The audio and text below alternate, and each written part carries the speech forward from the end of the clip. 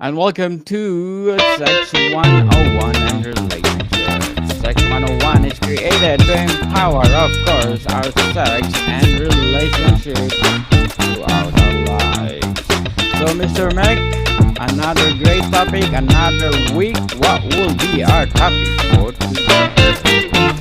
This is what's the difference between evangelical sex versus Catholic sex, and a look at one Bible view. So, we're talking about some Substack articles to tip us off here.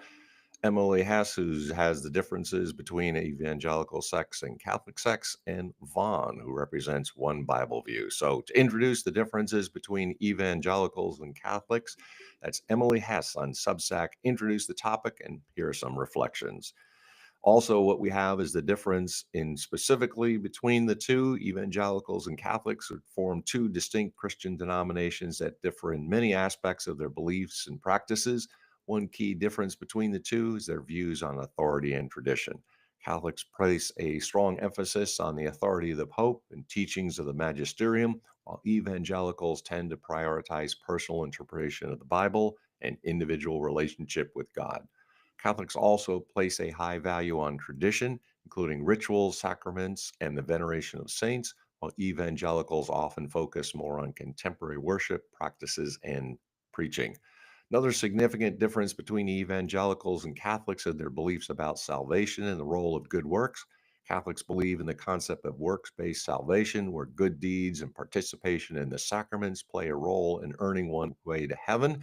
Contrast, evangelicals believe in salvation through faith alone, emphasizing the importance of accepting Jesus Christ as one's personal Savior. This difference in theology has led to varying perspectives on issues such as the role of the church, the significance of sacraments, and the concept of grace.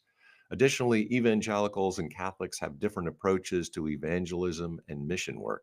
Evangelicals often engage in active efforts to spread their faith and convert others to Christianity through activities such as mission trips, outreach events, and evangelistic campaigns. On the other hand, Catholics tend to focus more on social justice initiatives and charitable works as a means of being a witness to their faith. In conclusion, this difference in approach reflects the varying priorities and perspectives of the two denominations when it comes to sharing their beliefs with others. Certainly.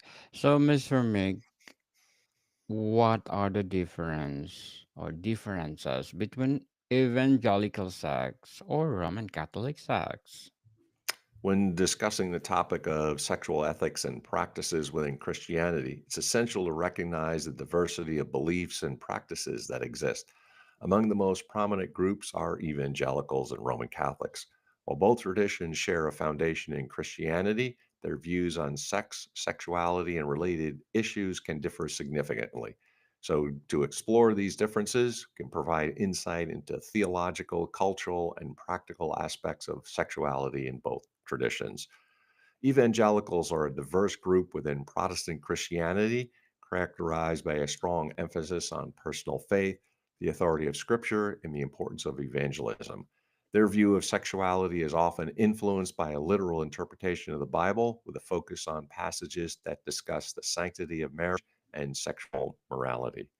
For evangelicals, sex is seen as a gift from God, intended to be enjoyed within the confines of marriage. However, there is a strong emphasis on abstinence before marriage, which is often taught in youth groups and church settings. The belief is that sexual purity is essential to living a life that honors God. Roman Catholicism, on the other hand, is rooted in a rich tradition of theology, sacraments, and teachings of the Church. The Catholic Church's view of sexuality is shaped by its understanding of natural law, the sacrament of marriage, and the teachings of the magisterium. In Catholicism, sex is also viewed as a sacred act meant to be shared within marriage. However, the Church's teachings extend to specific guidelines regarding sexual behavior, contraception, and sexual orientation. The Catholic stance emphasizes the procreative nature of sex, focusing on its role in creating life, which shapes many of its moral teachings. Key differences in views on sexuality. Premarital sex, one of the most significant differences between evangelicals and Roman Catholics, is their stance on premarital sex. Generally, evangelicals advocate for abstinence until they often stress the importance of maintaining sexual purity and view premarital sex as sinful. This belief is reinforced through church teachings, youth programs, and community expectations. While the Catholic Church also teaches that premarital sex is sinful, the emphasis on confession and penance can sometimes lead to different experiences among individuals. Many Catholics may engage in premarital sex, but are encouraged to seek forgiveness through the sacrament of reconciliation. Church's teachings promote a more nuanced understanding of human weakness. Another area where evangelicals and Roman Catholics diverge is their views on contraception. There is a broader acceptance of contraception among evangelicals. Many believe that responsible family planning is acceptable, can even be seen as a way to steward one's resources and health. This perspective varies widely, while some evangelicals opposing certain forms of contraception, but generally advocating for the use of birth control within marriage. The Catholic Church strictly opposes artificial contraception based on the belief that every sexual act should be open to the possibility of procreation. This teaching is rooted in the encyclical Humani Vitae, which was released in 1968, which reaffirmed the Church's position against birth control. Natural family planning is promoted as the only acceptable method for couples wishing to space or limit children. Their perspectives on homosexuality also reveal stark contrasts between the two traditions. Views on homosexuality in evangelical communities can vary widely. Some evangelicals hold traditional beliefs that view same sex relationships as sinful, while others adopt a more progressive stance, advocating for acceptance and inclusion. This is a contentious issue within many evangelical circles, leading to differing interpretations of Scripture. Catholic Church teaches that while homosexual acts are sinful, individuals with same-sex attraction must be treated with dignity and respect. The calls for a distinction in the church between orientation and behavior, emphasizing that having a homosexual orientation is not sinful, but acting on it is. This complex stance reflects the church's commitment to its teachings while addressing contemporary issues of human rights and dignity. Both evangelicals and Roman Catholics view marriage as a sacred covenant, but their interpretations of its purpose can differ. For many evangelicals, marriage is primarily about companionship, love, and mutual respect. While procreation is important, the emotional and spiritual connection between partners is often emphasized. Evangelicals may also focus on the idea of marriage as a partnership that reflects Christ's love for the church. The Catholic understanding of marriage is deeply rooted in sacramental theology. Marriage is seen as a means of grace, and its primary purposes are procreation and the mutual sanctification of the partners. Catholic couples are taught that the union should reflect Christ's love and be open to life, reaffirming the importance of family in God's plan. Many evangelicals believe in the sanctity of marriage and view divorce as a last resort. However, there is a more lenient attitude towards divorce compared to Catholic teachings. Evangelicals may allow for divorce in situations of infidelity or abuse, and view remarriage as acceptable under certain circumstances. The Catholic Church maintains a strict stance on divorce, teaching that marriage is a lifelong commitment. The Church does not recognize divorce as a valid dissolution of marriages. However, annulments can be sought to declare a marriage invalid from the start, allowing for remarriage in church. This process can be complex and often requires significant pastoral guidance. Evangelical communities often provide support for those seeking to adhere to sexual purity. Youth groups, seminars, and church teachings reinforce the importance of maintaining sexual ethics. However, this can also create pressure and stigma around sexual issues, leading to struggles with guilt and shame. Catholic parishes often emphasize the importance of community in the spiritual life.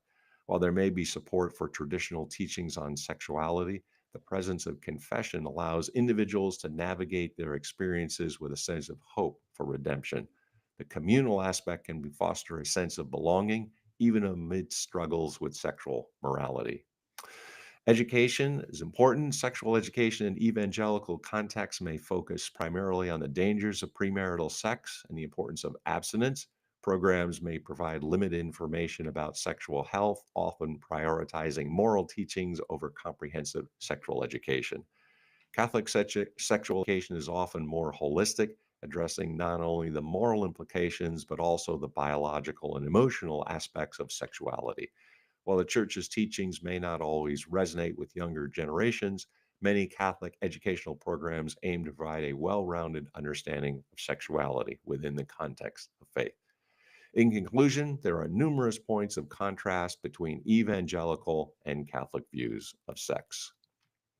Certainly. And very well said, Mr. Mick. Very well said. So, what does a Substack writer Emily has say about differences?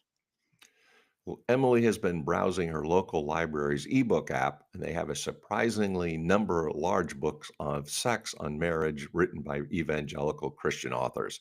She borrowed one out of curiosity and was shocked by what she read.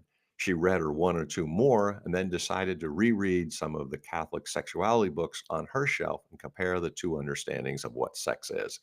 In short, she found that Catholics and evangelicals agree on several things, but deeply disagree on others. There is considerable difference.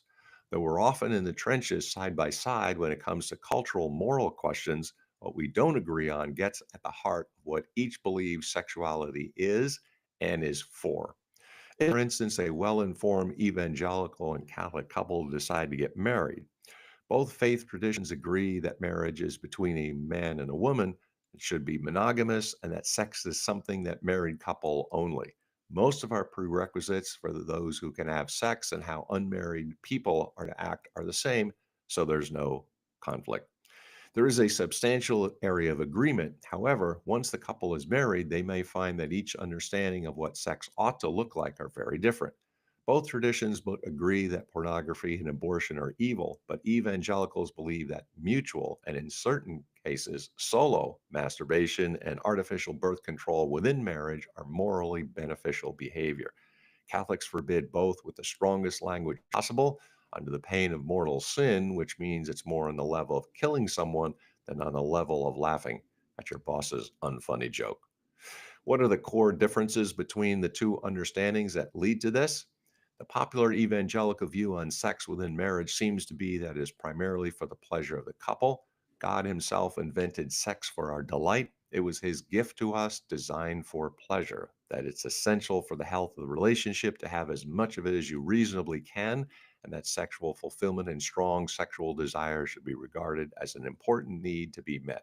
Sexual contact seems to be a gift from God, primarily to help the couple bond and for their enjoyment. So long as the couple is both on board with a certain action and no one is forced to do something against their will, a wide variety of genital sexual expression is allowable and should be celebrated. The evangelical view on sex seems appealing and would be of interest to many. Evangelicals emphasize that the woman should be open to and encouraging of her husband's sexual advances, while husbands are urged to be understanding and told that they have a responsibility to make sex pleasurable for their wives. Wives are told that sexually fulfilling their husbands is a key to unlocking greater love and care from them. If you fulfill him sexually, he'll go to Walgreens at 10 o'clock at night to buy anything you want him to buy. He'll be the one who says, "Honey, I'll get up and you stay in bed when the baby cries at 3 in the morning." None of that appears particularly evangelical, but good relationship practice. Evangelicals are told to see their husband's sex drive as an essential need that ought to be met even when full intercourse is impossible. It's called a hand job and it's very permissible in marriage, just a little something to keep your guy happy and satisfied. Emily reads this as the assumption seems to be that much of married tension on sex stems from timidity, stinginess, or sexual dysfunction on the part of the wife, while the man is assumed to have a strong sex drive from the onset. Though the husband may ought to be kind and loving to his wife, be sensitive to her needs, and to help with the housework, the wife needs to be sure she's taking whatever steps she needs to be sexually generous. I believe this is the best advice on finding sexual fulfillment, the decision to serve our husbands. There were certain aspects of this advice that seem really traditional, but to the Catholic Hess does not seem to ring quite true. What strikes Emily is that there's almost no mentioning of babies and sex being linked beyond some suggestions for birth control, an admonition that fear of pregnancy can be a deterrent to sex, and a couple suggestions for sexual positions to use during pregnancy or to achieve pregnancy, This is very different from Catholic writing on sex.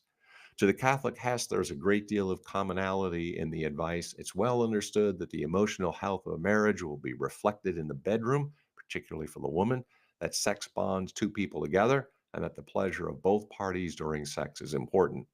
It is necessary to insist that intercourse must not serve merely as a means for allowing sexual excitement in the man alone, but that climax must be reached with both partners fully involved. In both traditions, sexual expression is seen as an expression of love and care for the other that involves giving them pleasure. Similar to the evangelical understanding, married Catholics are encouraged to address whatever misconceptions that they may have about sex being dirty or wrong and to embrace their sexuality as something God created good. When a couple has a healthy Catholic vision of God as a joyful, gentle, passionate, respectful lover, the couple can discover a freedom that allows them to experience a sensual, free, playful, joyful sexual relationship without fear of using each other. Reflection arises to what Emily saw as a pretty strong culture shock. She states Catholics believe in the reproductive or life generating aspect of human sexual expression is so integral and important to it that every sexual act involving genitalia has to be open to the possibility of a baby. This does not mean that every sexual act must try for or result in a baby. It's even permissible to perform the sexual act at a certain time in a woman's cycle to avoid fertility, but there can be no artificial means of rendering the act sterile, no barrier, chemical, or withdrawal methods, and no masturbatory activity to orgasm for the man and none for the woman unless it's followed or preceded by an orgasm for the man while his genitalia is inserted into hers in the same lovemaking session. There's more complexity about this aspect that may be obvious. Emily states that for all the evangelical books about pleasure and intimacy, they seem to indicate that sexual pleasure is good simply because God created it. While this is certainly true, Catholics go a step further. Not only is sex is good, but it's a sign of ecstasy of heaven. It's a sign and symbol of how God gives himself to us and how we are to give him ourselves to him. That sex is intended to be a physical sign of God's own passion for each lover, in another sense in which sex is sacramental. In sex, we are supposed to love one another as God loves us. The Catholic Hess views sex as a sacramental act, which is a primary distinction between the two traditions. Sex is supposed to be freely entered into, a total gift of self, faithful to the other person in thought and deed, and fruitful and open to life. This reflects God's freely entered into, total, as evidenced by the cross, ever faithful, fruitful, for where God is, there is life, love for us. Hess continues, there's no halfway mark for sex with Catholics. Every gift of self has to be complete. That's why we also have celibate vocations, priests, nuns, etc. Either your love to God is a free, total, faithful, and fruitful, complete gift of self via a sacrifice of sexual intimacy for the sake of the kingdom, or else it's given to God by practicing a complete gift of sexual intimacy with your spouse.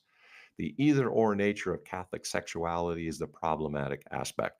Although celibacy was fairly common in the ancient world, our over sexualized culture views lack of sex as a mental aberration. Sexuality is meant to be given as a gift to someone else. Another person gets all of you or none of you. There's no denying someone else a part of you or rejecting a part of them. A person's fertility is an integral part of them, and so seeking to suppress or get rid of it is disrespectful both to the image of what God means sex to be and to the person. Refusing to accept their fertility is seen as refusing to accept the fullness of who they are. When a couple is closed to life, the couple accepts only the parts of each other that make them feel good and rejects all the parts of each other that promise the commitment and responsibility of real love. Sex is also seen to be as sacred because the means that God uses to co create new human beings with the couple. The ability to bring forth human life through our actions is the closest we come to participating in God's act of creation. That's a joyful thing, but also a very serious one that can't be treated lightly. Catholic sexuality strikes many as austere. Because of the possibility of creating life, when a Catholic couple is facing seasons where intercourse is not possible, which happen regularly when you chart cycles and time intercourse to avoid pregnancy, especially postpartum when those cycles are long and hard to interpret, they don't have genital contact. no contraception, no hand jobs, no oral sex, no masturbating. To do so would be less than the total gift of self that the sacredness of sex and the worth of both man and woman demands. The sex drive of both is something that they are periodically called to deny for the sake of their family, rather than an essential need that has to be met in whatever way possible. This isn't to say that Catholic sex isn't ever playful, adventurous, or goofy. Couples are free to and encouraged to, at least in the books that she read, experiment, flirt, and fully enjoy the gift of sexuality and sex. It's not a serious occasion where we process into the bedroom carrying candles, chanting Latin, and burning incense, or anything like that. Though I suppose you could if you wanted to. Every much of the behavior evangelicals couples pursue to completion, we can engage in the course of foreplay. In conclusion, Hess has been able to point out differences between both the evangelical and Catholic views. Certainly. So, Mr. Mick, what is the least person's opinion about biblical view of sex? It is not to be outdone. Vaughan wrote Biblical Sex on Substack to add to the evangelical Catholic comparison. What's the difference between evangelical and biblical thought? While evangelical theology is deeply rooted in the Bible, there are differences between the two. The Bible is a collection of sacred texts that were written by multiple authors over a period of several centuries and incurred and contains a wide range of genres, styles, and perspectives. Evangelical theology, on the other hand, is a specific interpretation of the Bible that's shaped by a particular set of beliefs, values, and cultural contexts. While evangelical theology is often based on a literal interpretation of the Bible, it also incorporates additional teachings and traditions that are not necessarily found in the text itself, and in that way, a bit closer to Catholic thought. In conclusion, while evangelical theology is deeply rooted in the Bible, it is not identical with the Bible itself and is subject to the same limitations and biases that affect all human interpretation of sacred text. Interesting indeed. So, Mr. Mick, what we conclude to this topic? So, how do we conclude? So, if you're looking at evangelical and Catholic sects, also then being strictly close to the Bible as represented by Vaughan, there's a number of things that we might want to keep in mind because we have some differences and some strong similarities between the three different types of sexual looks. The differences between evangelical, biblical, and Roman Catholic views on sex and sexuality illustrate the diversity within Christianity. While all traditions affirm the sanctity of marriage and the importance of sexual ethics, their approaches to premarital sex, contraception, homosexuality, and marriage reveal distinct theological and cultural differences. Understanding these differences can foster greater dialogue and respect between different and significant branches of Christianity, encouraging a more nuanced conversation about sexuality in the modern world. The distinctions between evangelical, Roman Catholic, and biblical views of sex are significant and far reaching. While evangelicals tend to emphasize the importance of sexual purity and the need for sexual expression to be within the bounds of marriage, Roman Catholics place a greater emphasis on the sacramental nature of marriage and the importance of sexual intimacy within it. Biblical views, on the other hand, focus on the creation account and the purpose of sex as a means of expressing love and unity between two people, while also recognizing the potential for sin and the need for self control. Ultimately, a biblical view of sex recognizes that it's a gift from God, but that one that must be approached with humility, respect, and a commitment to honoring God in all aspects of life. In conclusion, by understanding these distinctions, individuals can better navigate the diversity of Christianity, opinions about human sexuality, and cultivate a deeper understanding of God's design for their lives. Yes, indeed. The difference between evangelical and Catholic views on sex primarily stem from their theological perspective, teachings on marriage, and approach to sexuality within faith. Catholicism traditionally follows a more structured doctrines on sex, emphasizing that it should be only occur within marriage, be open to procreation, or reflect the sacred union between spouses. So, Mr. Mick, another great topic, another information that we empower people all over the world about sex and relationships. So, would you like to plug something? Sure, I appreciate the opportunity. So, the Doctor Digital podcast and also the Ideas Author Coach on Facebook. Check it out. You'll be interested in books and writing, as I have been. So, a couple books on Amazon. Burning America is on track in America. So, look at those sites. Listen up. More books, more podcasting. More books, more podcasting, people. I'm inviting you to please do listen to our baby podcast, Mental Health 101, with Mr. Mick, the Doctor of Digital. This podcast is created to empower our mental health. So, Mr. Mick, thank you for your time. Thank you, Mr. Daniel. Till next time, Deus Volt. Welcome, people. See you soon.